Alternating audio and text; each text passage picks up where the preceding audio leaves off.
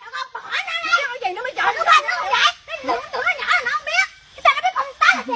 Thì sao ai nói nên biết rồi sao nó biết đâu. Thì nó tự nó kêu nha. Đánh xe nó kêu là nó qua nó coi chút xíu về. Thì nó nói ai. Cô làm cái gì? Nhìn lên nhá. Thầy con mua cái mẹ đến không được đến ăn nhá. Anh biết ăn không? Không ai biết ăn không? Anh ngoại nha, nên cô làm cái gì? Anh nhớ cái mặt này nhá. Anh nhớ ngày tôi mua cái mẹ để đánh cho nhau cái gì? Này, anh thích đánh được không? Anh để coi anh nhớ đến ngày tôi mua cái mẹ đánh cho mày thế như đâu hết rồi. Em không lấy một cái gì vào nhà em. Đó, anh đánh ngay. Mày thích Điệp cho em. Em không lấy một cái gì vào nhà em.